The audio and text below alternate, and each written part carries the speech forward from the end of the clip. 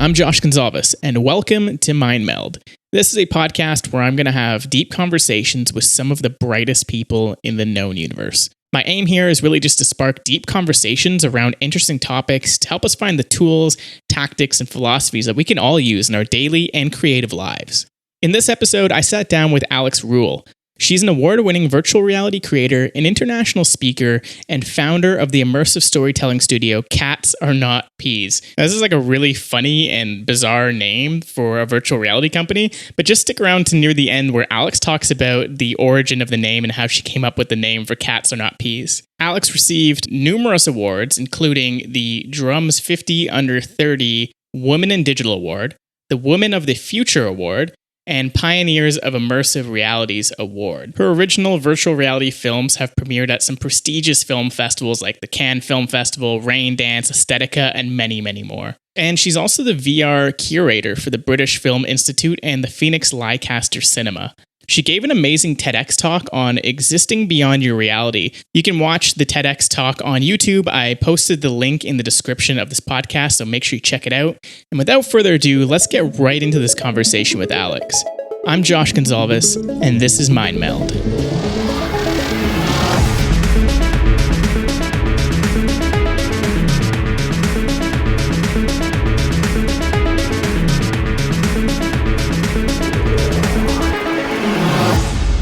It's really surreal to be living through this time. It really is, isn't it? Like, it doesn't feel real when you see some of the stuff on the news or social media, it doesn't seem real, but you're like, wait, yeah, we're in the middle of this. This is like a world event. This is a historic event. This is going to be in the history books, and we're living through it.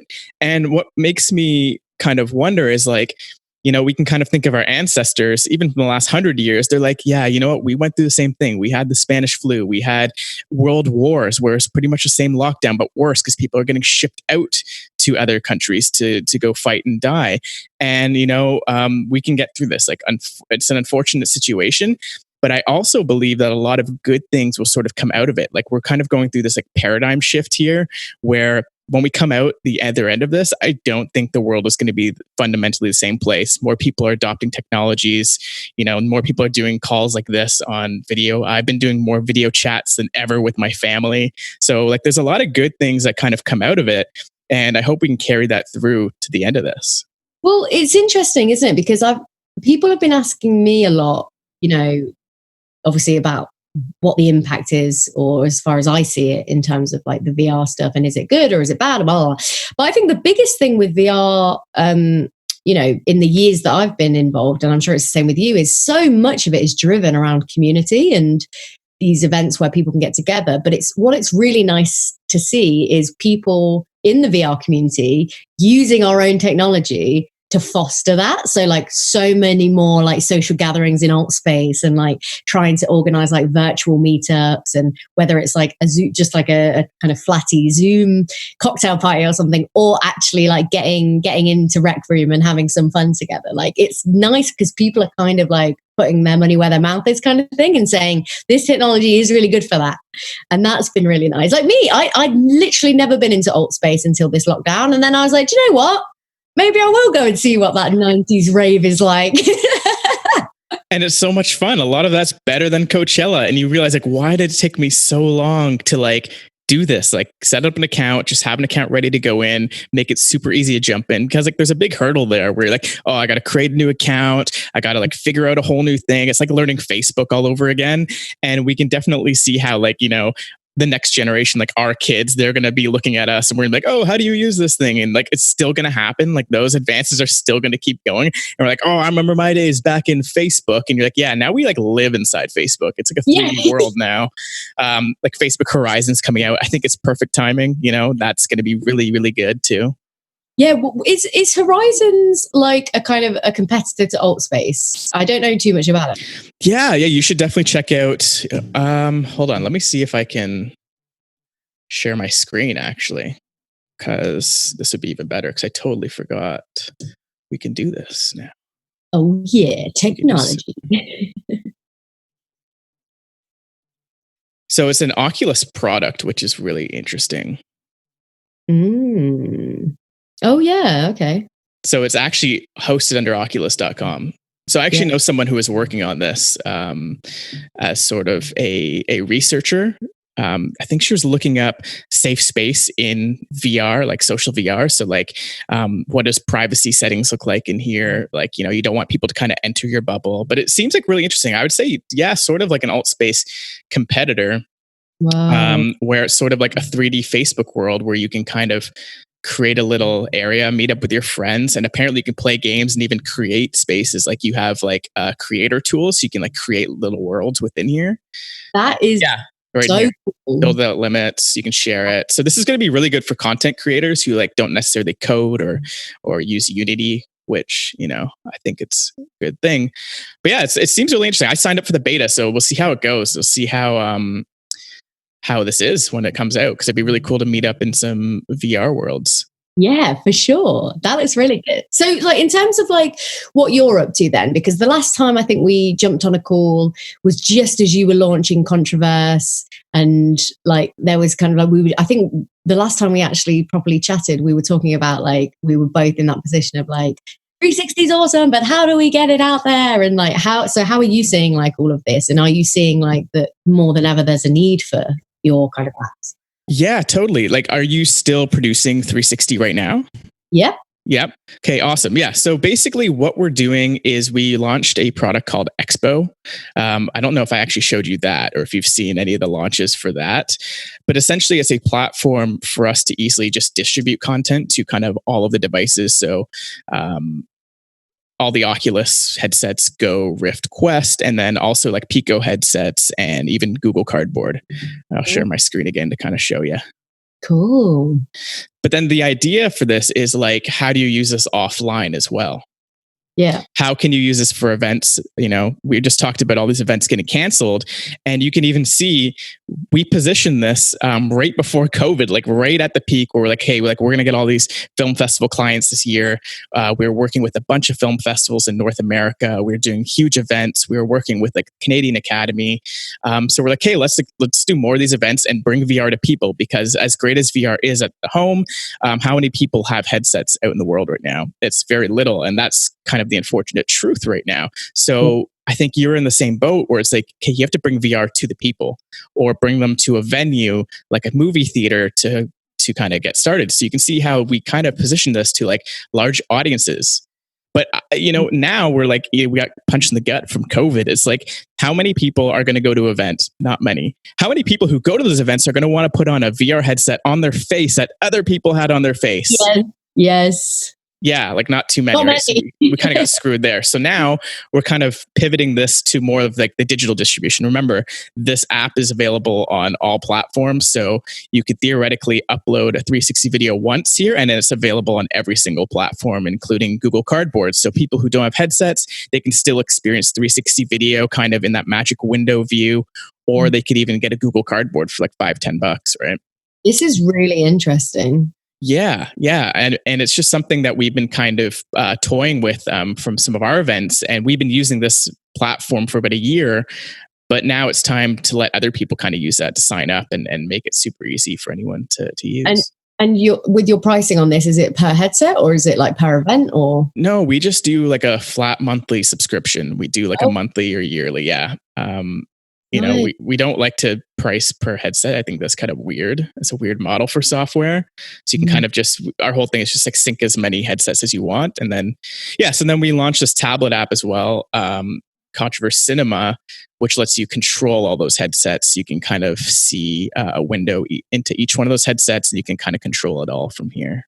That is so cool. Did you have any funding to do this, or have you just like built this? Like we had some like government funding from pricing here. So we start at $79. Yeah, we had some government funding, a few grants from our university, because this kind of started as a university project. I'll stop sharing the screen there. We had a university project, so we got a lot of funding through the school, our incubator, and then everything else has just been like client work, like funding through like clients' money. Yeah. So sometimes I think, you know, too, like you could do large projects, more of like a full production project, and they can pay pretty well. How's that been going for you? Like, I know you've been kind of shifted from original content over to client content. How's that shift been? Yeah, it's interesting, isn't it? Because I think I realized very quickly that where the entertainment and original content market was going for now was absolutely more towards the game stuff. Because ultimately, when you're in a B2C space, like you said, like who are you targeting that to? It's either events that already have the kind of the headsets or are going to be using them. So, film festivals and I love the VR community, but absolutely those festivals tend to skew towards more like high art content rather. They do tend to have 360 like cinemas or within them, but generally speaking, it feels to me from a curation point of view, they're absolutely more looking at a kind of like, room scale, game based, multi-user sensorial experience type vibe rather than, just a simple, character driven narrative piece, for example. Or gamers at home that have the headset. So for me, it was like, well, this is not a great, like my passion has always been in drama. Like I don't really have any intention on moving away from that. And right now there is not a market for that. So what can I do? And so I started moving into, I was doing a bit of kind of like corporate work anyway, alongside like my original work. And don't get me wrong, I'm still doing original work. I've just got a piece funded by the BFI, which is our kind of film institute here in Britain, which is amazing. And that's like an original VR drama. Which it will be really exciting when we can actually get out and shoot it, which we can't obviously in this current climate. But have you thought of virtual production, or do you want to make it all live action? Is that the idea, to keep it 360 drama live action? Yeah, it is. It's to keep it that way, and it's not to say that I wouldn't. I don't know. Maybe it's just like a romanticism I have in my own head, but I'm like, I like to do projects where I know that if worse came to worse, I could make it myself. I don't like to be in a position where I'm relying on other people. And if the funding fell through, if, timelines got crunched and and the truth of the matter is, I'm not a game developer. I don't know how to use Unity. I don't really have an interest in learning how to use Unity, unfortunately.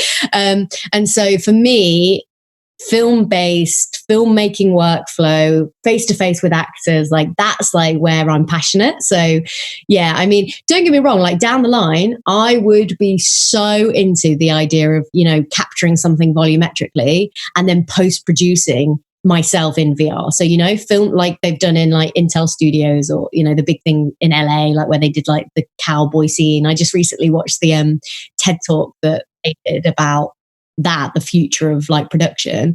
That's like next level. That would be amazing. Record it once and then post produce. That would be awesome. But we're not there yet unless you've got multi-millions pounds sitting in the bank. So yeah, for me, it's been about kind of, for now, just shifting more to corporate, which in a way I love my corporate work, because generally speaking, the projects that I take on are still drama based. So I do a lot of like, trainings where it's like recreations of situations, or like, creating a scenario where you've got characters interacting and someone has to like, make decisions about what's going to happen, and just kind of like, again, more kind of narrative based. So yeah. What about you? That's awesome. That's exactly what we've been doing. I don't know if you've actually ended up checking out some of the controversial originals, but that's kind of what we did. We created 3 narrative like VR film experiences. And same thing, I had this romanticism of like, yeah, like games and VR are cool. Like I'll still do that. That's going to be awesome. But like, imagine being inside a movie. Like that's just like that's the thesis. That's where it started as a university project of like, could you go inside of a movie? And with VR, you can shoot it spatially. And you can also shoot it just, spherically. So you can at least get it all the way around and still feel like you're inside the movie. And it fundamentally is a different medium than a game, because you're literally using a different medium. You're shooting like reality as opposed to using Unity, which is a game engine, and doing everything digitally. So there's something really cool about bringing like the outside to the inside instead of vice versa, right? Yes. Which is why like I'm more interested in VR than AR. I totally agree that AR will be bigger, like financially, like everything. Like literally AR will be way larger than VR ever will be, especially once like Apple or someone creates the glasses. We're all waiting for the glasses. We even created a short film in VR using AR. So if you've seen Contravision, you can totally should definitely check it out. We basically recreated what would that future AR world look like in reality. And we did that in VR to shoot it in VR, but we still had AR overlays, and you'd put on glasses virtually and you would get this glimpse into the future of like, what will it be like with like an AI assistant and, social media? What does everything look like in AR? Is totally different. So I totally think AR is going to be way bigger than VR. I'm super excited for it, but like artistically, I think more so, I'm more interested in VR. In every aspect. It's just like, to me, there's just something about it. Again, it's a totally different medium. You can't really compare the two, and I'm sure you had these conversations a lot, especially with people who haven't tried it. It's like, you can't really explain it till you've actually experienced it. Mm-hmm. Totally. And the thing is, when someone does experience it, like, that's the thing. The barrier is getting the VR headsets to people. But when they're in it, they're like, whoa, this is the future of everything. Like, the amount of times I've done like pop-up VR cinemas, and, even, not to say that this demographic shouldn't feel like this, but, surprisingly, the older demographic are the ones that usually come out of it like, that was mind blowing. Like, when can we do another one? What this else? Is the future for them. Like, for us, we're like, we have like everything. We have all this technology, like TikTok and all this stuff. But kids don't really care. Like, they don't care that this was like the future that like the older generations were waiting years for. Yeah, so true. So are you, do you have the same kind of like ideas around not doing game content, or are you doing some game content? No, I think this is like a bridge for me. Like, I'm really interested in like, what is a game? Like, there's a spectrum. Like, what is like a really good game? Like, really good gameplay. I love playing games. I play Call of Duty with my friends pretty often, probably more often than I should. And, what's a good narrative? And there's so many good things that are right in between. I don't know if you've played narrative driven video games, but like Until Dawn is like a mind blowing narrative. It's like you're playing an interactive Netflix series almost. And that's not like the Bandersnatch. This is like something different, because that was really cool. Netflix was more on the like, here's a story and like have this much interactivity. Whereas some things are like, there's a lot of game, but there's really good narrative here. But what Bandersnatch did for Netflix was really cool. They introduced people who just watch film to do something interactive. I'm sure you've seen it. Yeah, experienced it. Yeah, it's fascinating, isn't it? Because I think that's the realization that I'm kind of coming to slowly. And it's like, I think I tried for so long to stay ignorant to it, because I was like, no, I want to make film work in this headset. Like, there is absolutely room for passive experiences in VR. I do believe that. But the more that someone becomes well versed with the technology, the more, that someone is exposed to VR, the more interactivity they expect. Yes. And that's the difficulty, right? Because right now I find that a good 360 narrative can capture someone's attention who has never done VR before. They love it. Even to some extent, someone that's done it maybe like, just a few times. But as soon as someone's used VR for more than kind of like 5-6 times, then they want something more. They want it to be interactive. They want to be able to influence the story. And this is where I totally agree with you about that spectrum of like narrative and gameplay versus film, and that intersection. And I think that the future of all of this will be that hybrid, but I think it will have to be more on the interactive side. But it'll be interesting to see what role things like AI have to play in that, because, I personally would love to be in like a film where I'm like, it's in my favorite film and I'm a character in it and I get to interact with the characters, but then how will they respond to me? Because currently, obviously, the way we do it is like there's a set script, and there'll be a couple of paths that you can follow, but it's not open sandbox like more games are, I guess.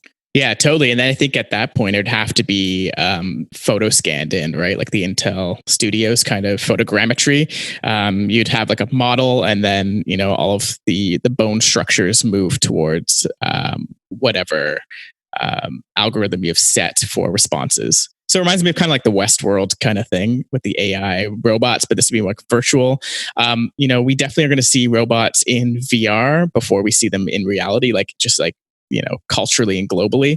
Because we are seeing that. We're getting chatbots. Those are AI robots, basically. We're getting a lot of like algorithms doing work for humans. Those are still robots, but they just don't look like the robots we thought they would in the Jetsons, right? But we'll get there. Eventually, the robotics and the AI will converge, and then it will be just wild. Then we'll be like, hey, now we're living in the future. I wonder at what point we're just going to stop. Like, wait, we're living in the future.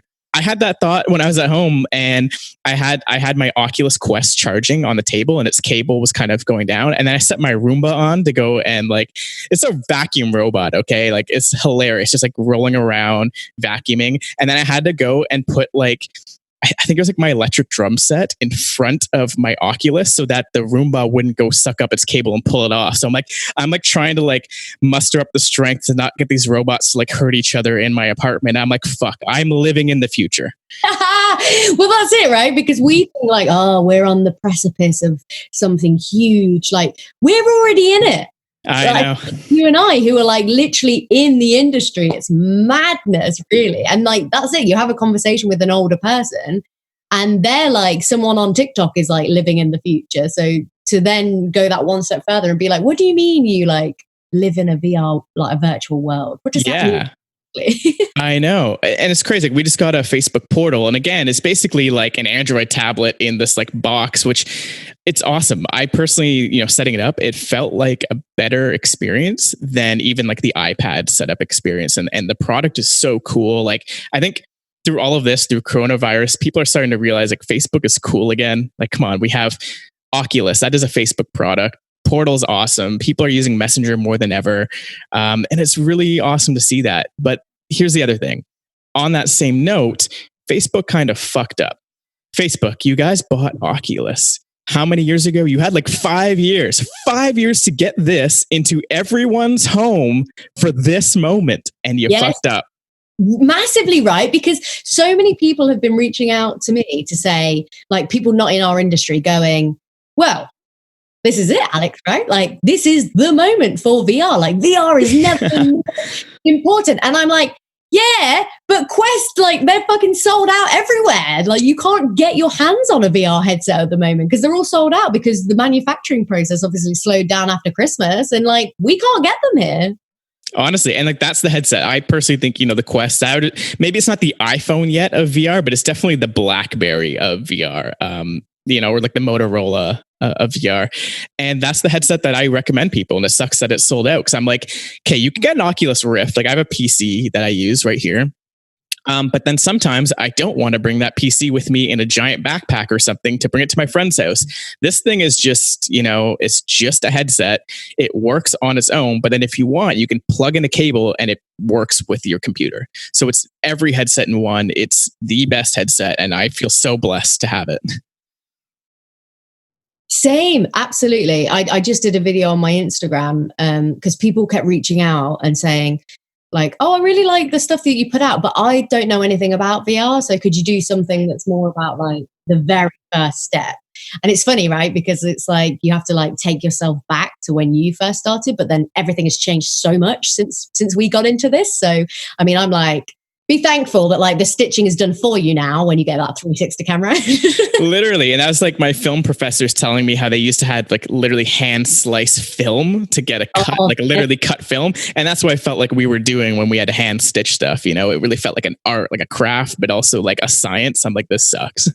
Yeah, exactly. Now it's like, I've got clients who literally have like bought their own like pro cameras and I'm like, cool, but you holler if you need any help on that stitch because it won't be perfect. Well, it's perfect probably like 90% of the time now. And I'm like, God damn it, Insta360, you're putting me out of business. Damn. So has that actually happened? Have you had clients that are like, yeah, we'll just do it on our own in-house sort of thing? And how did that go? Like what happened there? Did they just hire you for like the first couple as a proof of concept and they're like, yeah, we'll just do it now? So, I mean, it varies for different clients. Some of them from the beginning, the whole point was to build an in-house infrastructure because it's like something that they want to do ongoing. So now I still work with those clients, but I tend to come in the capacity of like a director who comes in just to help them on specific projects that needs a bit more direction.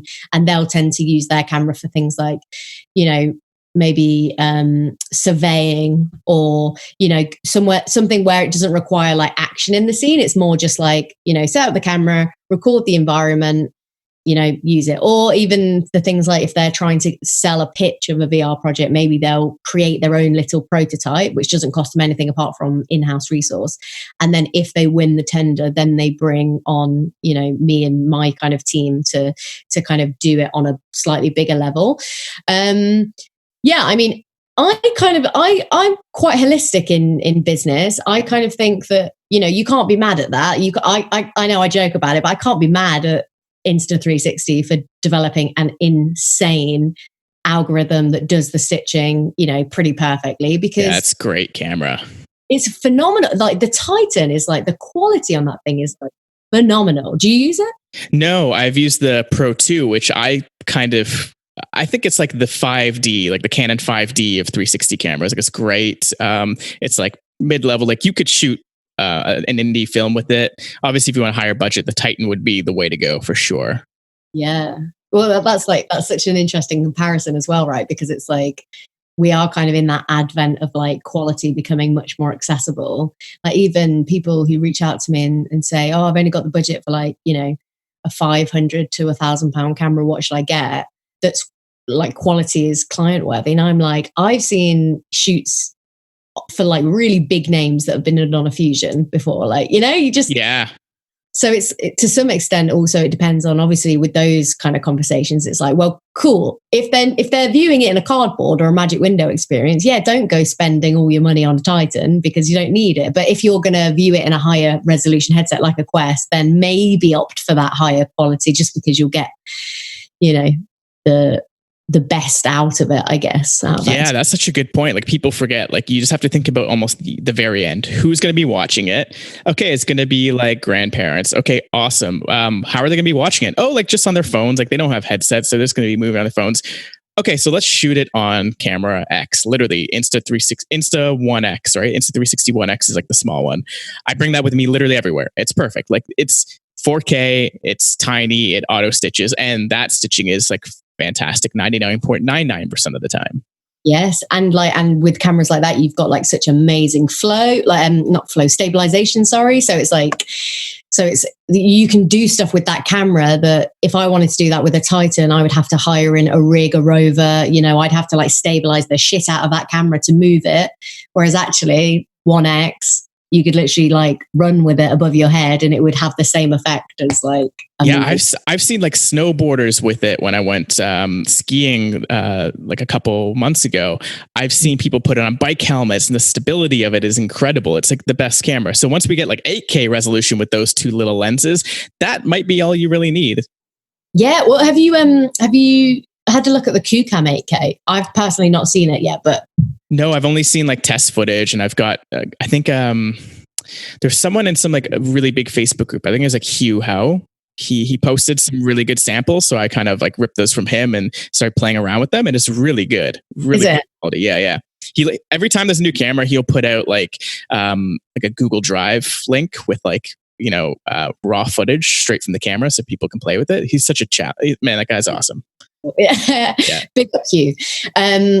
No, I think like that again, like you say, like bringing that level of quality to a small camera. Now, obviously, that 8K is not going to be the same as like an Insta360 Pro 2 8K. But if you can get like decent quality for things like that, skiing and things where we did a tender recently for something where you were going to be the point of view of the character, but it was like quite like an intricate shoot in the sense of you were going to be in small spaces and you were going to be on different forms of like, you were going to have to do different things in terms of like walking and then being on a bus and then like, pushing a pram and all this kind of stuff. And I was like, you know what? For this, I think we just go with a consumer camera because the complexity of doing this shoot with a bigger camera is just unfeasible. Like the 20% difference in resolution is not going to be worth the amount of budget we're going to require to do this on that level. Let's just use like a 1X or 1R and, kind of get that point of view and have it all really nicely stabilized. And then we'll just worry about the action and we'll worry about the experience that someone's going to have embodying a character. That's more important on that particular shoot. So I think that would be my advice to anyone is kind of reverse engineering what you're doing first before you kind of commit to any kind of kit, I guess. Yeah, totally. It's like finding the logistical reasoning behind the equipment, right? Because, you can get your hands on any kind of equipment, like you said, from like a Titan down to like a 1X or even the 1R now. You just have to figure out what you're doing. Are you trying to attach it to a little drone? Okay, so get a little camera. Like it'll work. It'll look good. Just figure out what you're trying to do and like actually get it done rather than trying to get it perfect, overspending the budget, and just like it makes no sense. Oh, love that. Done is better than perfect is my new motto in life. I'm still trying to work by that because I'm sure you're the same. Bit of a perfectionist. Most creatives are. Totally. It's hard, right? You're like, yeah, but like you can spend the same amount of time on the last like 10% that you did on the full 90%. And like no one but you will notice the difference. And be like, yeah, but I will notice. Well, that's it, right? I have this debate with my friend who's a musician all the time because she's constantly like, oh, vinyl, like the sound is just so much better. And I'm like, cool. But if you want to appeal to like a massive audience, just know that 90% of people will not know the difference because like, I don't, like, I have no idea. If you played me 2 songs, I probably wouldn't be able to tell the difference. And she's like, what? But like, what about like this and this? And I'm like, no, like you're living in that little bubble of like specialism. And it's great if that's the people that you're appealing to. But if you are appealing to a bigger audience, then yeah, like you say, like don't spend all your effort on that 10%. Yeah, totally. And I feel like we're still at that point where not enough people have even used VR to know the difference that 360 video isn't the same. But again, it's like if you want to get a lot of people to see your VR thing, it should probably be 360 because you can put it on YouTube, you can put it on Facebook, put it on the web, put it anywhere.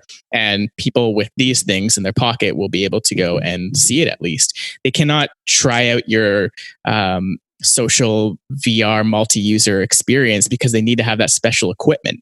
And if you want to do like a multi-room experience or a multi-person in a single room experience, then you have to have a full like specialized setup for that. And that'd be like a venue. And like what just happened now, like people are getting fucked, like all, not even just events, but think of all the venues. Like no one's going to go to a VR arcade and put on a headset right now. And for the rest of the year, probably like it's going to be tough. Business wise, obviously, this COVID-19 has been just like a huge correction. Like it's a correction in the marketplace across all industries. Look what's happening to even oil. Look what's happening to any kind of technology industry. But then now looking in the VR industry, the only people that are really surviving, making any kind of money, are selling games on the App Store to the Quest and Rift right now.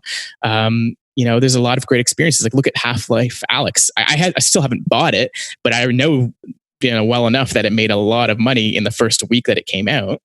Yeah. And do you know what's fascinating about that? Because it's kind of like coming back to a point that you mentioned earlier about like the gaming, like you're obviously like clearly like a consumer of games anyway, naturally, right? Like you love playing games. So naturally that crosses over into your world. Like I'm not a gamer, like my brothers both are, but I don't know. Maybe it's because they were just so good at them. So growing up, I was like, you know what? I'm just going to leave that to them. But even that has kind of like come into my sphere. And it's the first game, like VR game that I've like watched. I watched like PewDiePie's walkthroughs of it. And I was like, I would play that game. Like I've got Vader Immortal, which I got as like a researchy kind of like thing. And I really enjoyed that. But watching the Half-Life Alyx gameplays, I was like, shit, like that's like next level. And then I was like looking at the comments from people on the Steam store to see what most people were saying, because that for most people was their first VR experience. These gamers that were holding out, getting a headset. That's wild. Yeah. Right? That's crazy. Yeah, because it literally is next level. Like it definitely, everyone across the board has said it just raised the bar. Like for anyone to try to come close, you're going to be spending millions of dollars, like millions. And it's going to take a long time to get anywhere close to that. Yeah, which is like, I think that's an amazing thing. But also I wonder what will happen now, because all those people that just bought headsets because they wanted to play that game, now they're going to be discovering other stuff in the ecosphere and realizing that actually, apart from a couple of other titles, nothing's going to touch that. Yeah, like especially on Steam, right? I know there's a few Oculus original titles that are really good, like Asgard's Wrath, like a few of these like really high production AAA titles. You're not going to get too much of that. It's going to be a lot of indie stuff, some like mid-tier stuff. But you have to just like enjoy it for what it is. Like on the Quest, I don't expect like high quality graphics. Like I don't know if you've ever played Pistol Whip or like Yes. even like Beat Saber. It's like low poly, like, and that's what's so good about it. And it can still be a fun game. It can be a great narrative experience. It doesn't have to look realistic. In fact, you can still get the same amount of presence with it being a cartoon. There's nothing that says like the more real it looks, the more present you are. That's not a fact at all. It's almost the opposite. It's just the more flow state you could trigger from the players and the user, the more present they'll be. So true. Oh my God, so true. How are you thinking about kind of where all of that side of things is going? Are you looking to develop like projects for Quest and for kind of B2C kind of consumption, or are you solely focused on venue based? No, and I think that's exactly it. And this whole COVID-19 thing is kind of pushing me towards that, because I always knew that's kind of like the step. Like everything we're doing with 360 and stuff is sort of like a stepping stone towards that. Like it'll eventually be pure virtual production. There's a few really good people in that space that are doing like flat virtual production. They're using like Unreal Engine to create like films, and they're like tracking their cameras and using that in the space. And I think that's really cool. I still love traditional film, so I would really like to take VR technology into traditional filmmaking and doing a lot more virtual production. I'm going to try to pull something up soon to show you this guy that has like a vlog of him setting it all up. You'd be super interested in it, especially coming from more the film world. But I think the next step of that is also using VR creation tools to create film, or narrative experiences that can be interactive, that could be social. But then I think it would be shying away from venue based and making it more digital based, like digital distribution. So completely on the app stores, unfortunately, right now until something larger comes out with web VR, because web VR isn't really stable enough to put something out. So unfortunately, you kind of have to go through the app store. So you're kind of still going through those gated kind of ecosystems, like the Apple App Store, and worse now, the Quest App Store, right? Yeah, how is that getting your app on Quest? Because I've heard it's a nightmare. Yeah, that's exactly, like you asked me if we're building something for Quest, and I would say no. Like I wouldn't build anything for a specific headset. I would just build an experience that I know could be run on that, could even be run on a Go, because there's still millions of Oculus Go's out there and people are still using them, especially during quarantine. So it's figuring out what does that experience look like across headsets, not just a specific one. Because like with Quest, like you said, it's a nightmare. It's like you have to put it, like you have to send them like a PDF document, send them like your PowerPoint, and let them approve your idea before you can even start building your thing, before they'll even approve your first build, and they might even still reject the build after all that. Like you don't know, right? You're kind of like at the mercy of them. So what we did with our experience is we have our clients sideload it, because like we don't need to have it in the App Store where it's B2B. So we're just like, hey, just sideload it. Here's the APK, sideload it. There's a great tool called SideQuest. I don't know if you've heard of that. Yeah, that's a great way for like more indie developers to distribute. So you just have to understand kind of like where you're at, who you're trying to target, and figure out from there. Like obviously the best would be like the Quest Store and the Oculus Rift Store. You're going to appeal to a lot of people, but now there are a lot of people who have gone through the App Store, they're kind of bored of what's in there, or they don't want to spend the amount of money on all the titles. So they're going to get SideQuest. They're the same people that are going to be on Steam getting indie titles and stuff like that. People who are really into it. And I think that they'll still find your thing as long as you market it properly and you tell them where to get it. If you're like, hey, we have this new game out, download SideQuest and then download our game, they'll do it if they really like it. Otherwise, you just have to bust your ass and get it on the Oculus Store or make friends with them. Yeah, that's true. Although even that, I'm like, I know some people that work at Oculus, and I've been through an accelerator program where they were kind of like a mentor. And even then, the people that work there were like, yeah, I'm sorry, I can't help you. I don't know how to get that accelerated or anything. And I'm like, what? Like, it's mad. It's madness. But anyway, no, I think that's really interesting, the whole side quest. And you touched on something about the whole marketing and things. And I think that's the big thing that I'm interested in looking at during this period is how do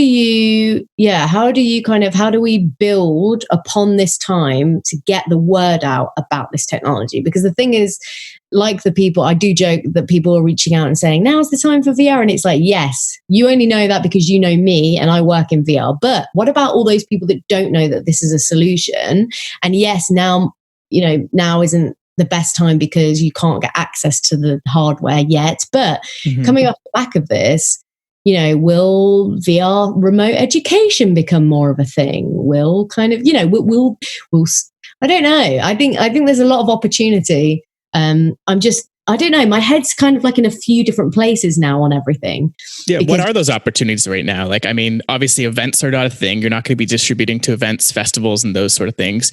And it's probably a little bit hard right now to shoot content for clients because like productions, you know, everything from up to Disney, all the Disney productions are all canceled. They're all done right now. They're not even releasing movies this year. You can't even go on set. So you probably cannot be shooting 360.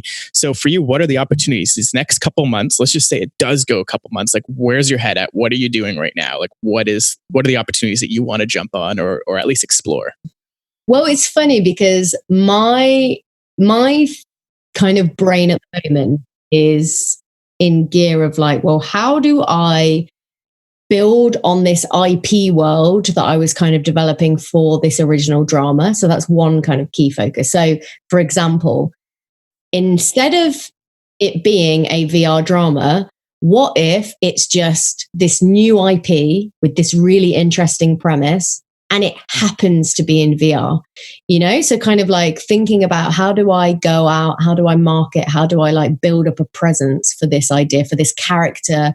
You know, the premise is very Black Mirror. It kind of lends itself to technology. It's about technology. It's like a piece called Bad News. It's all about a future where you are an employee of an app that basically delivers bad news. So it's a bit like, you know, I would pay someone to go and deliver my bad news for me. So you embody the character of an employee of this company. And naturally with that comes really awkward kind of conversations with people. It comes like with some like funny interactions. It also comes with some like really tragic interactions. And that in itself, from everyone that I've talked about it, from everyone who's read the script, the kind of vibe is like, I love that. That sounds like a Black Mirror episode. It sounds like it could happen. And so for me, it's like, well, how do I promote it in that way? How do I build that up rather than just leaning into good old VR, which don't get me wrong, I love this community and I love the fact that we do have our own ecosystem where for the most part, the people that watch the VR are the people who are in VR, right? How do you break out of that? How do I get people who, don't care that it's in VR, but are really interested in the idea, and therefore in, you know, a year's time, which is probably now everything's delayed, will be when it kind of releases. How do I get them to want to pay the money to either, you know, I don't know what it will look like in a year's time, but potentially go to a venue to watch it, or if we're still in some kind of weird social distancing, VR's kind of fallen out of favor in terms of like venue-based stuff. How do I get it so people, you know, do I ship them a cardboard and have like a global premiere where everyone watches it at the same time? You know? Oh, that's really, really interesting. See, I've had ideas like that for a while now because did you ever watch the Mr. Robot 360 experience? I was on with it. Did you watch the premiere? No. So I was there for the premiere and they did a synced release at like noon one day. And me and Marissa both had our own headsets. Like I think she had like a cardboard. I think I used like Gear VR at the time because I had a Samsung phone. Mm-hmm. And we went in the app and it was like, waiting. Like the app didn't do anything until noon. And having that like global premiere was awesome. Like it was really cool because I knew all these other people were watching at the same time. Like, what if you knew that those other people were watching at the same time? Like it's really, really cool. And that's actually something that we're just releasing on Expo, I think next week, actually. So that iPad app that synchronizes the headsets, that only works for like local networks, for like offline networks. Like we would set up a router and then it would synchronize all the headsets, like perfect sync. Great. That's awesome. Yeah. But now we're releasing a web version that connects to the headsets remotely. So we can have headsets come in from all over the world, anywhere. And then when you hit play on that with the film, it plays on all the headsets at the same time.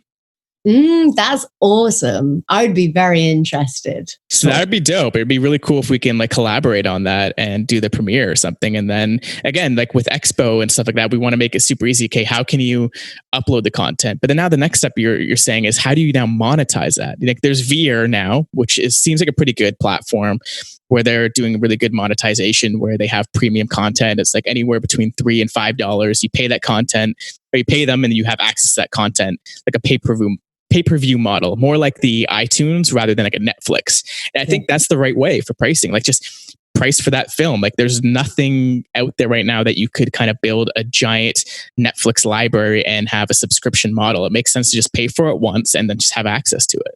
Yeah. Yeah, because until we get enough original titles to warrant, it's a bit like Netflix in the early days, right? I mean, they had existing IP, but then also started to build. It wasn't really till they released, House of Cards and that kind of thing, that everyone was suddenly all about Netflix. Yeah, and like I think Netflix is like, besides Disney, Netflix is like the number one. I would say they are number one right now because Disney bought all of their IP. Like, come on, they bought Star Wars, they bought Marvel. It's not theirs. They have some pretty good IP, but like Frozen is like, meh. Come on, Marvel is pretty awesome. Netflix, however, has some crazy IP that's like nothing at the scale of Disney, but it's like so original. Like, I don't know if you watch Ozark, that just came out last week, and it blows my mind. Like, they built this world, they built these characters, and it's an IP. Like, you understand who the characters are going into the third season. Like, they're in this world, you understand that world. And it's amazing. Just like Stranger Things. It's like, that's a global phenomenon. Like, that's insane IP. But like, there's no one else doing that right now. I know there's like a little app, you might have seen ads for, it's called Quibi, Quibi. Yeah, I like to see that when that comes out. Yeah, but it's like all meant for vertical little phone content for 10 minutes or less.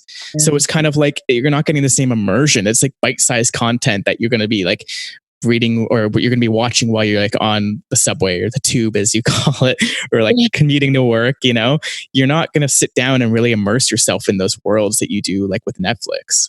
And I wonder, because I guess like that's kind of why they've done that, right? It's like they're cornering an area of the market that's not been explored yet, which is super high quality. Sure, they're going after like a YouTube audience, is the kind of sense I'm getting, right? Yeah. Like premium YouTube, like quick kind of like stuff.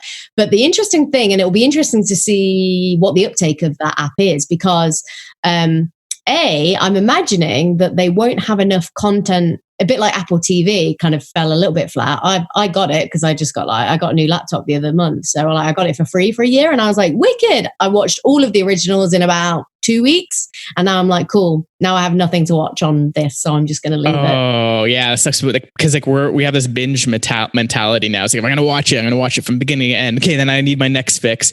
That's funny because I got Apple TV too a couple months ago. I haven't seen a single original yet, which I feel like blessed because I have all this time now. I can watch these great originals. Like, I really want to see that new M. Night Shyamalan series. Looks good.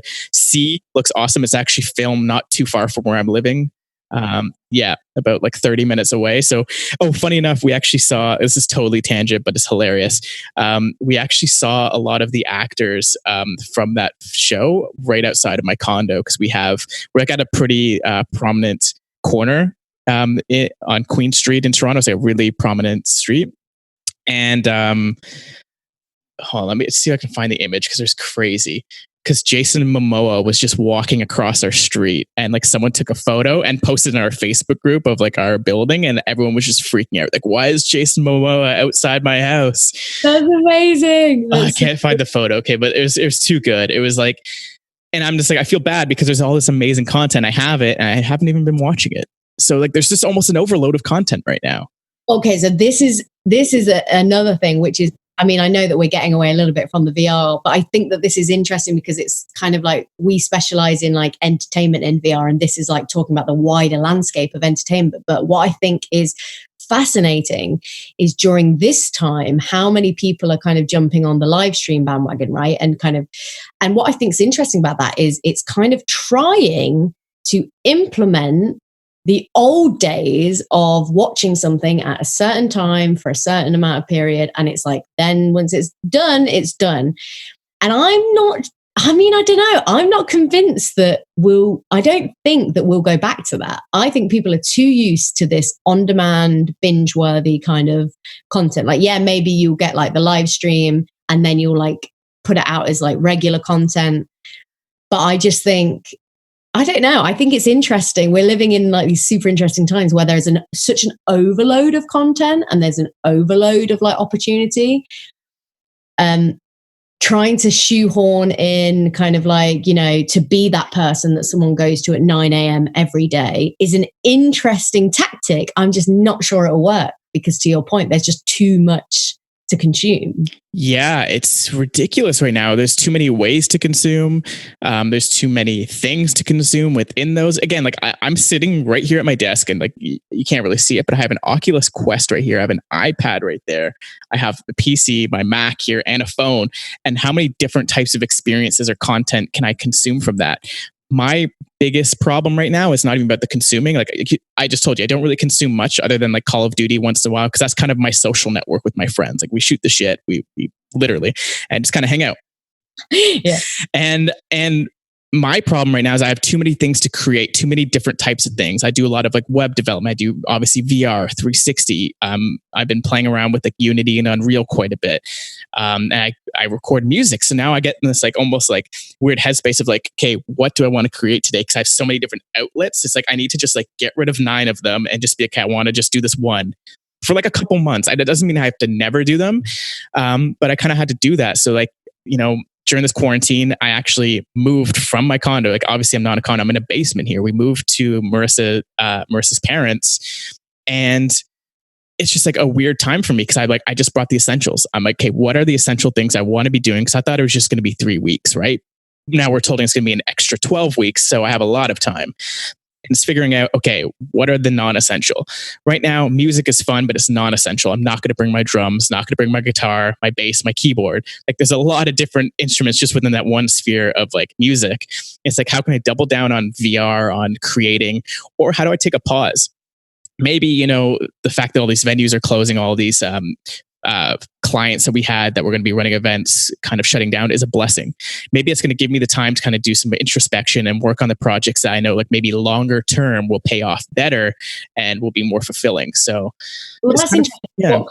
What kind of projects are you thinking in that realm? Yeah, it's the same thing. I'm kind of like in between. It's like, we have a lot of ideas for original content as well. And it's kind of taking that leap into like the next step. Okay, like we did a lot of 360. Like, what is that next step? Is it going to do a lot of virtual production? And I think that is sort of the answer. And I would really like to bring, like I mentioned earlier, is bringing VR tools into traditional film production and vice versa as well. So, and making it super affordable as well.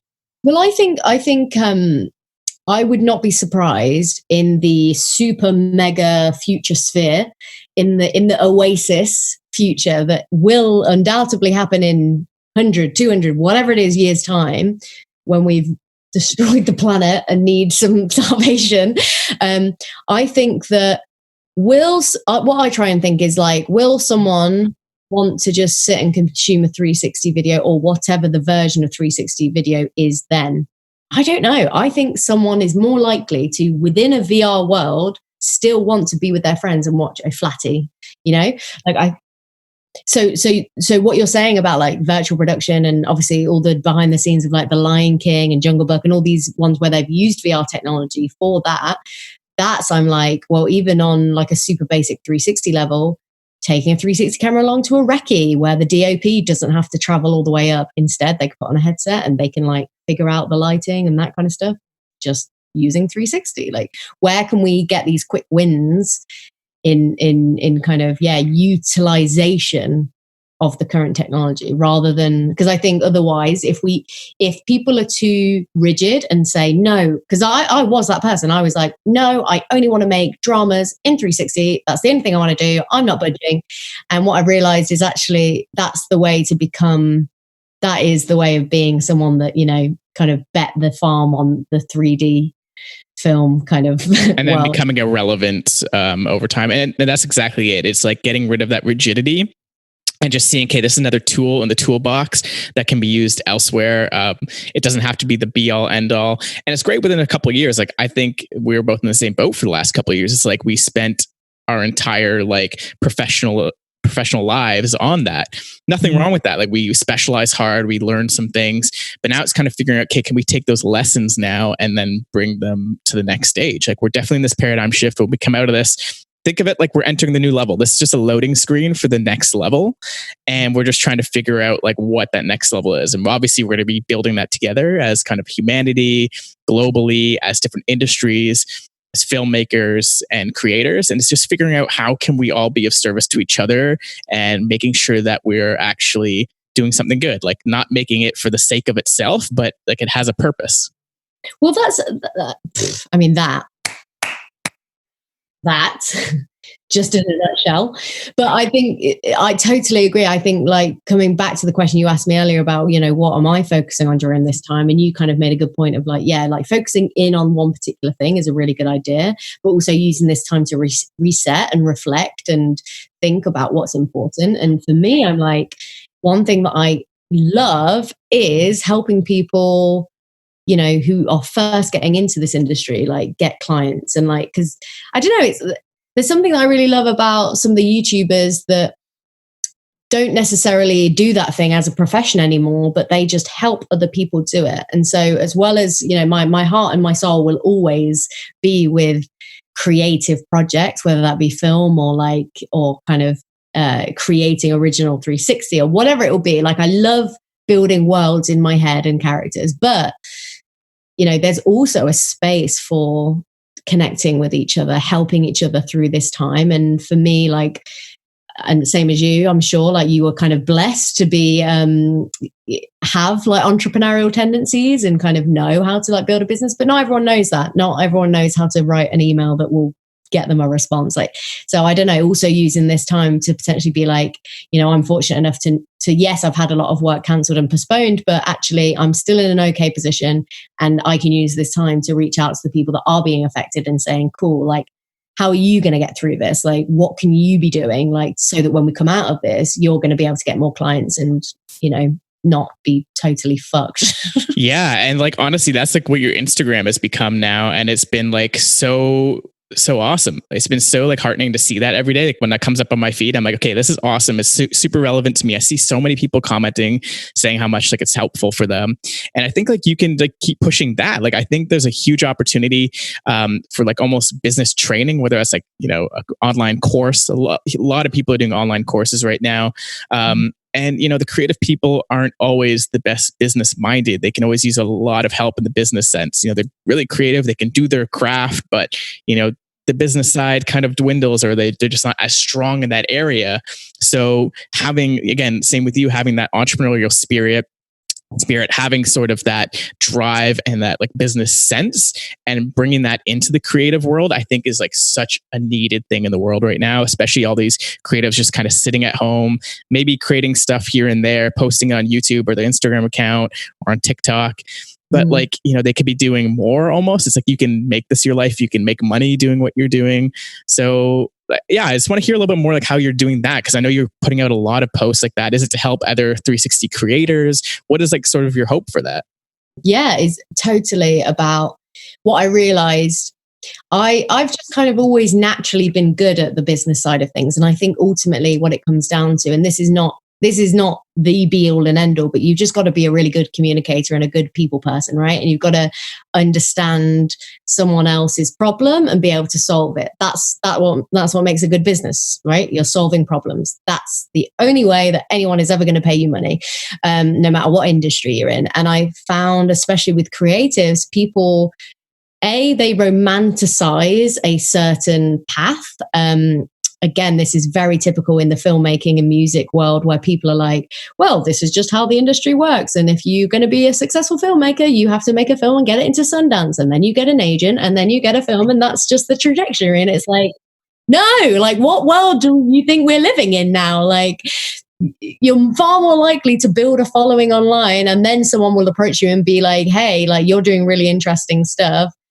Like this is I'm going to get on a right tangent here, but like it really annoys me when YouTubers it doesn't annoy me because, you know, each to their own, but it frustrates me when people who do YouTube and they get huge in YouTube then want to go and do like traditional film and TV and they kind of abandon their online audience. And I'm like, it's like stepping back in time. It's like that's like, these are legacy industries which are evolving, but they're still like, you're the one with the power.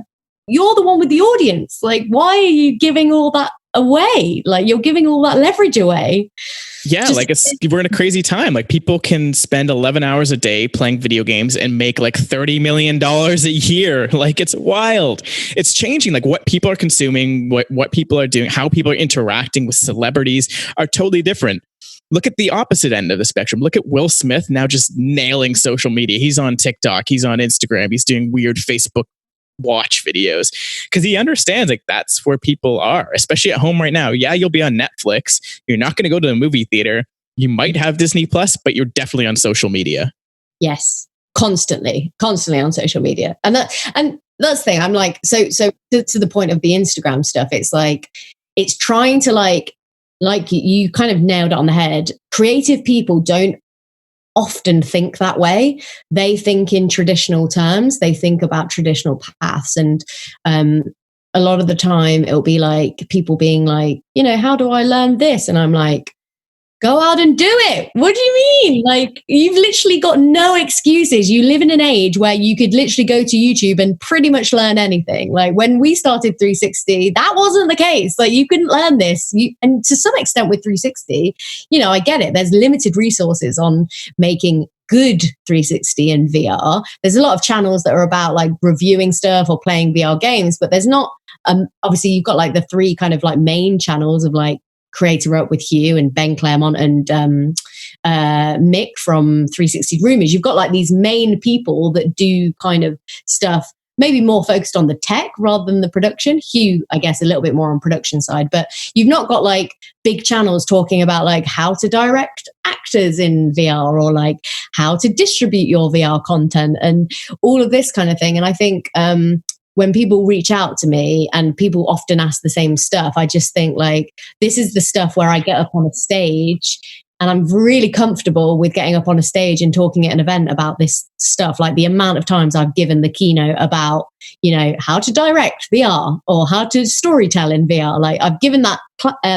keynote so many times. And it's funny because someone said to me recently, why don't you just take that content and like film it and just put it out online? Like, it's the same thing, only you're helping more people because it will live on the internet forever and people can discover it. And that was just a huge unlock for me because I was like, yeah, that is weird. Because I've always had like a weird psychology around that because I don't know. And especially like when it comes to charging for things, like, I don't know, there's obviously, like you said, there's a lot of online courses, there's a lot of like membership sites and like webinars and things like that. But it's weird because in my own weird way, similar to the YouTube stars wanting to do TV and film, like in my head, I know that it's something I need to kind of like educate myself on a bit more. But in my head, I'm like, oh yeah, it makes sense to be paid to go to an event, to stand on a stage, to talk.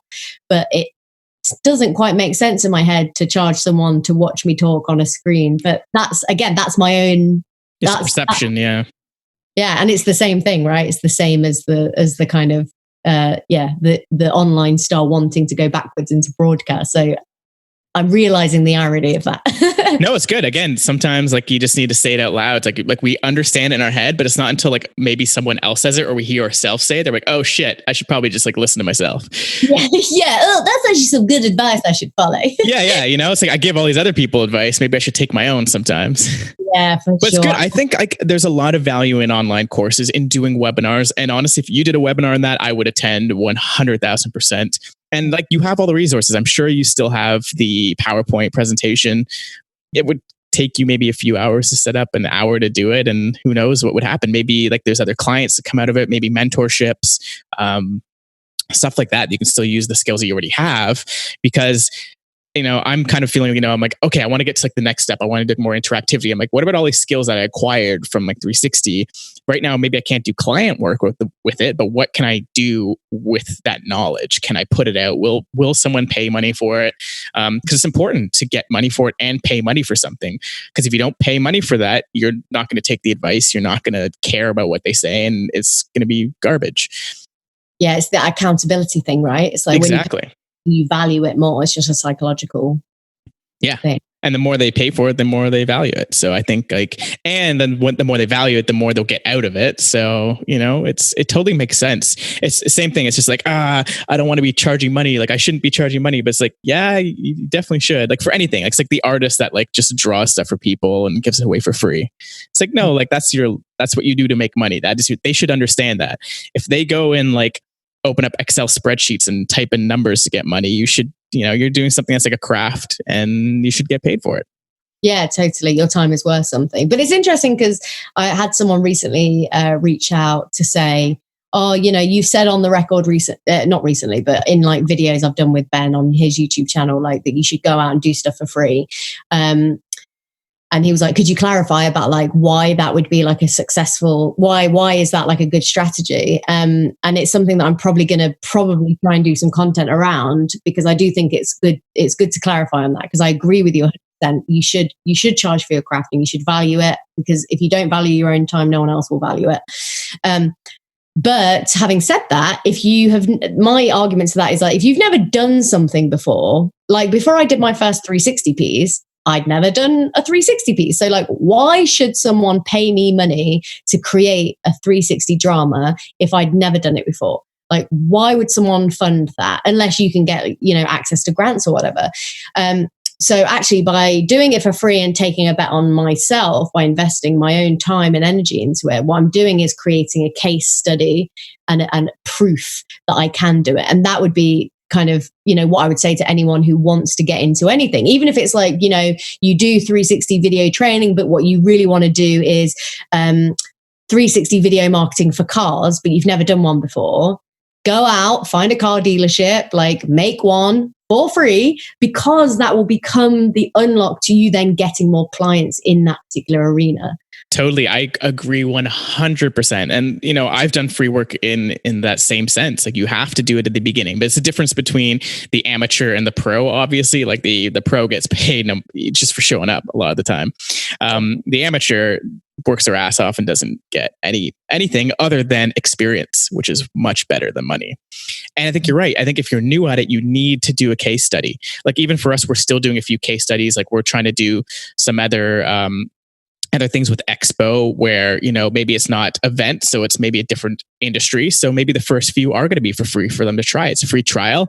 Give us a nice testimonial, give us like a good case study, and you can have it for free. That's worth the exchange. But there should be an exchange. They should give you, whether it's a case study, testimonial, something. They got to give you something. Or if you tell them, hey, yeah, I'll do it for free, just refer me to 5 people and maybe I'll get business from one of them. Like, that's also great.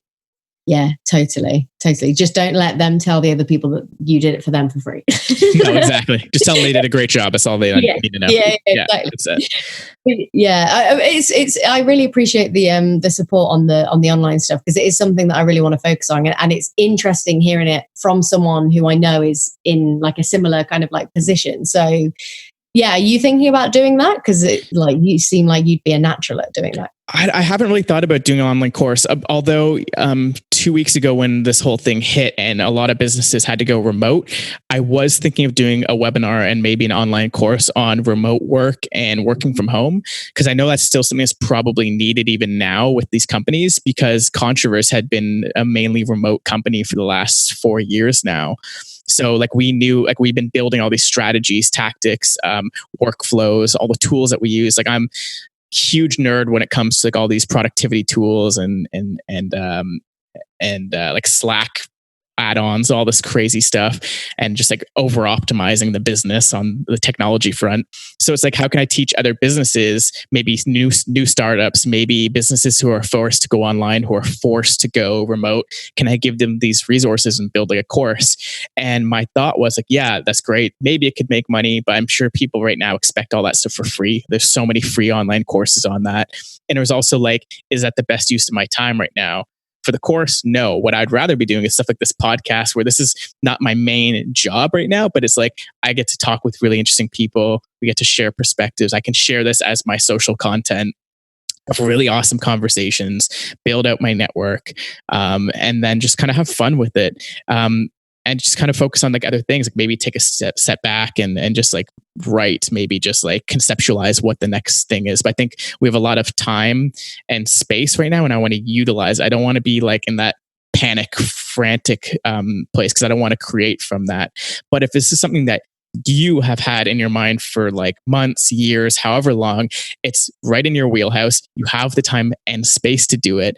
It could potentially like turn into something beyond what you could ever think of.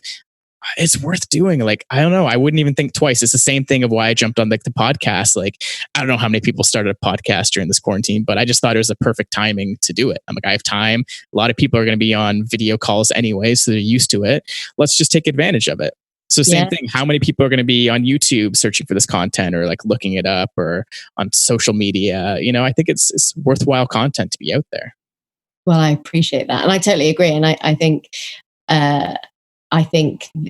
also it's like a great opportunity, like you say, to connect with other people, right? It's like a perfect excuse really to like catch up with people that you've been meaning to catch up for ages, but all of a sudden now there's this kind of like, oh, we're not just catching up. It's like there's this mutual beneficial kind of like thing coming out of it as well. And you're like sharing kind of like insight and the state of the kind of the landscape and tips and tricks for people to kind of like tune into. So I think you're right. I think there's just like some kind of this turning into an agony aunt session, I realize, but there's some kind of limiting belief around that in my head. I think what it is, you know, when you define yourself as a creative, it can then be sometimes quite hard to then accept that actually you're a multifaceted human being and there's lots of other things, you know, like for so long, I found it really difficult to define what I do. And it wasn't until I had a conversation with a friend of mine who is a director, and she directs, you know, TV series, as well as she did like a big 360 series for Google. She did like The Female Planet. She directed that. And we was having this conversation one day, and I was like, yeah, I just don't know how to define myself. I just don't know like what I do. Like, how would you even define it? And she was like, what are you talking about? Like, you're a director. From every conversation we've had, from the things that you've told me, you're a director. That sounds like what you do. And I was like, weird, because I would never want to put that label on it, because to me in my head, that means this specific thing. And she was like, oh, it's so obvious to me that that's like in the creative realm anyway, that's what you do. And I think once you're in that little kind of like box, not that being a director is like a small box, but at the same time it's like you feel, I don't know, I personally feel like, is there still scope for me to be a speaker, a entrepreneur, a kind of like, you know, a classic filmmaker, a podcast host, a whatever it might be? I don't know. Do you struggle with that at all? Oh, that's such a good point. Like for a long time I did. I'm same thing. I'm like, I need to like put a label. I'm just a director. I just do that. Like, this is who I am. Like, if I can't be doing a podcast, I could never write a book, because that's not like what directors do. But like, then like you said, you can't just be one thing. We are all multifaceted, and more people need to understand that. Like for me, I even do like web design because I enjoy it, and I make a lot of money, probably sometimes more money doing that than I do in VR. But that's just because I love doing it. The business side of it is awesome, and it's a great hobby for me, and people need it. It's a great source of revenue for both sides. Like, websites do incredibly well. Yeah. But then if I want to do a podcast, why the hell not? Like, why can't I just put this out? I don't have to just be like a director, just like a business owner. Like, I could be whatever. Like, it doesn't really matter. Like, and if like tomorrow I'm like, you know what, fuck all this, I want to be a chef, I can just do that. Like I think you should just do whatever you want to do. And like, you can have phases, or you can do multiple things at once. Like there's a lot of people, like even Spielberg, right? Like, he is a director, but he's also a producer. Oh, wait. And he does do speaking gigs. And I'm pretty sure he's a business owner, because he has like 4 different production companies. And sure, it's within all the same sphere, because like that's his element. That's what he's comfortable with. But if you want to expand, by all means, like go for it. But figure out what you want to do. And then once you start doing it, the problem that I mostly have is like sticking with it. Is like, you get to a certain point, you're like, okay, I'm kind of bored or whatever. But it's like, when you get bored, that's when you have to push, and you have to raise the bar, just keep raising it, and then get really good at that one thing. So I think, you know, we're still young in the great scheme of things. So why not try a bunch of things? Try it all. You can get like 97% good on like 4 or 5 things, but you're like, hey, you know what? I really think I should be doing this. Like I said, I was a musician for a long time. I ran a home studio for a long time, recorded bands, played in dozens of bands. But during this quarantine, I decided to keep my instruments back at my condo and not bring it to Marissa's parents, because I knew that it was almost a distraction. I could be doing that, but I knew in my heart that I should be doing XYZ. So it's like figuring out, remember what I'm saying, like we could put our energy in like 10 different directions and get like 5% on each direction, or we can put all that direction to one and have like 100% on the one direction. So it just depends what you want to do. But you can still do 33% on 3 for a bit and then figure out, okay, these 2 aren't working out that well. Don't love it. Let's do this. Yeah. That's my philosophy. I love that. I think that's so like well said. I think that's a really, the key with that is also kind of like thinking, splitting your energy maybe between a few things, but then deciding pretty quickly, actually, maybe I'll do this one thing. And I think it's often the sign of like a creative person is that you have like 1,000,001 ideas, and actually, ideas mean shit. Execution is the game, as Gary would say. And I think that's really true. And there's nothing wrong with kind of like sticking to one thing and then being like, I'm going to try this, see what happens for a few months. And actually, if I don't like it, I could just change and do something else. Yeah. And it's like the filmmakers who have like 10 or 20, maybe sometimes hundreds of film ideas, but they get funded for the one. And then for the next 5 years, they don't even think about anything else other than that one project. Or bands that release a song 10 years after they formed. Like, yeah, this was one of the first songs we ever wrote, but we never finished. I'm like, wait, what? This isn't a new song? Like, this is an old song that's now new? Blows my mind. And I love that. Yeah. And that's the thing, I think as well, because people get in their head around a lot of stuff. Again, it kind of ties back to the conversation about like the perfectionism and that being like a thing of like, don't spend all your energy on the 10%, just get it out. Like, I think that there's definitely something to be said for just kind of like sticking with something, going for it. And then like, like with the 360 thing, it's like, I would say that I definitely like was full steam ahead in that.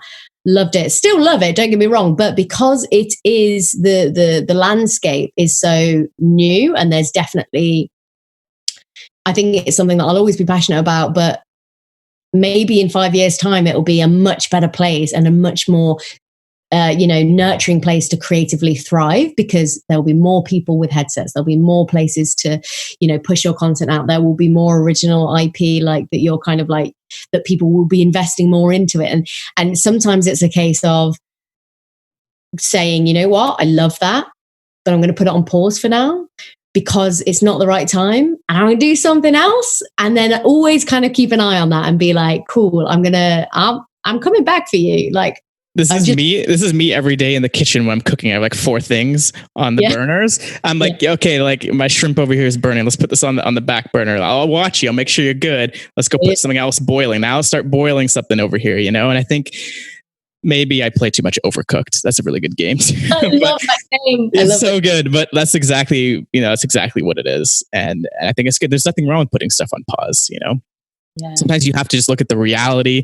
It's like, maybe I don't love the reality. I don't love the situation. Like, I wish it was something different, but this is reality. And if I try to fight that, I will get fucked. So let's try to do something that works.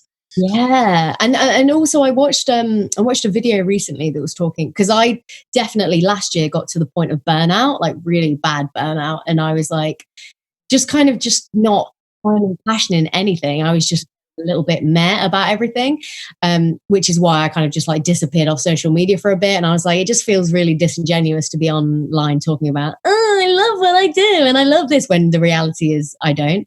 And some would argue I should have been honest and been like putting that content out in the world. But anyway, no one needs that.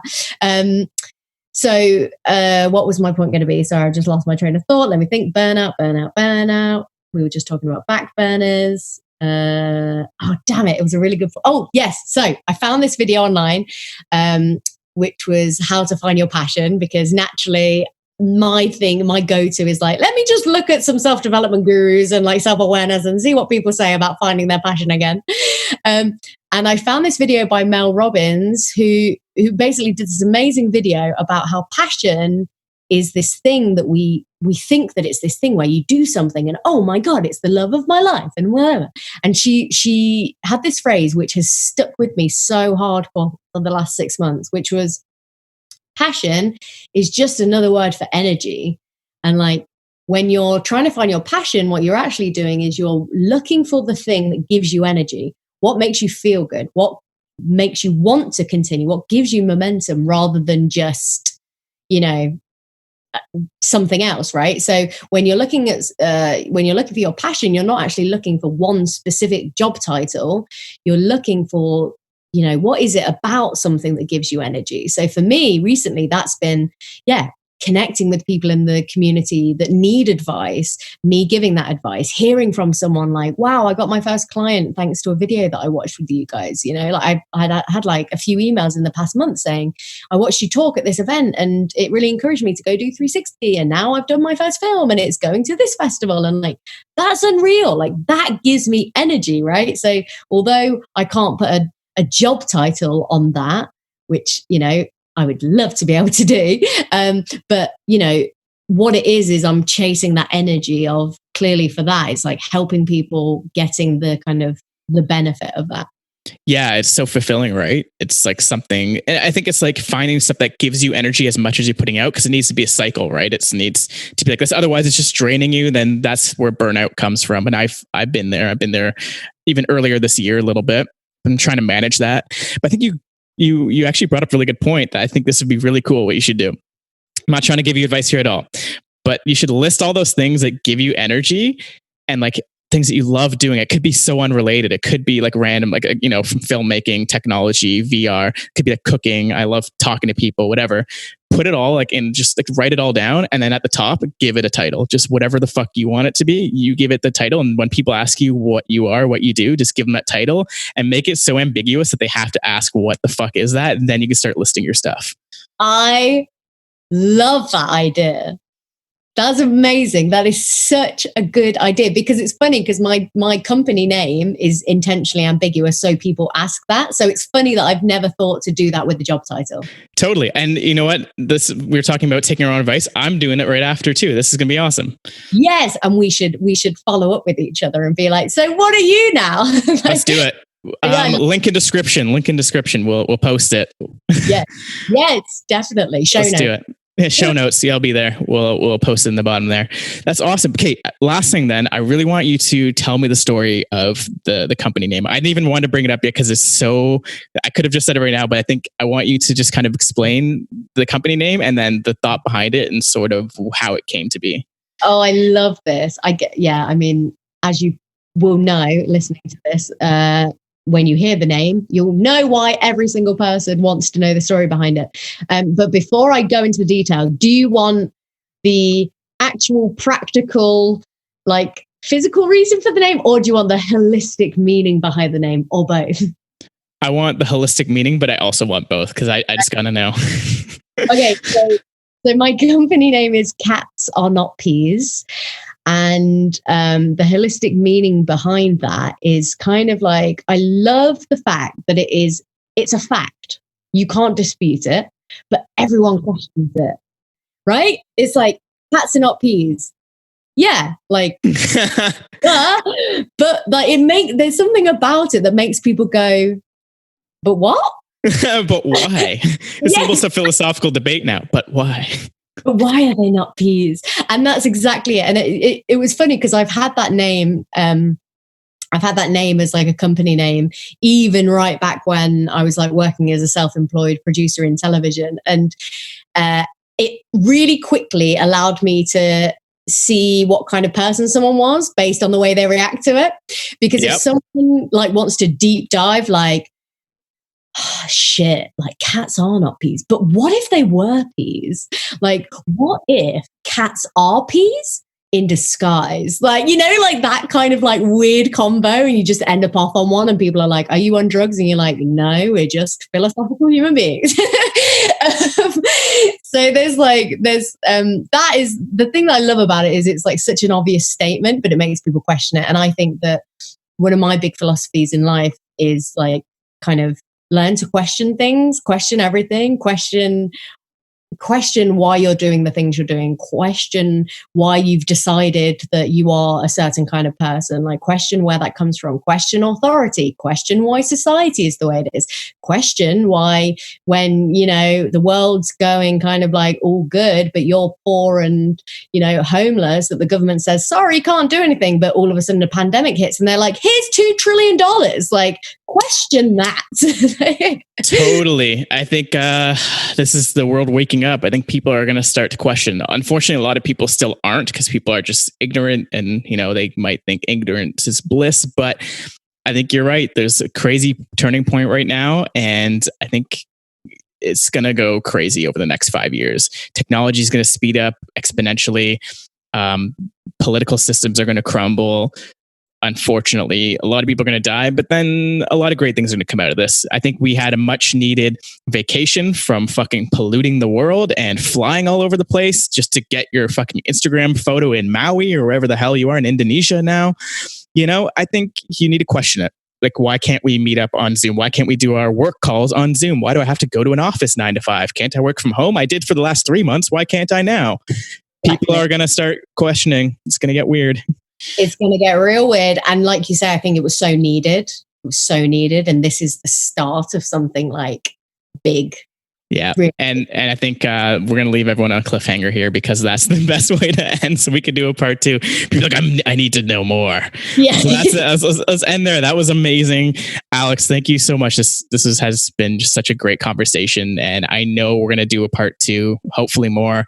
And we're going to post our new job titles and descriptions somewhere in the description. Maybe we'll post on Instagram, LinkedIn, all that fun stuff.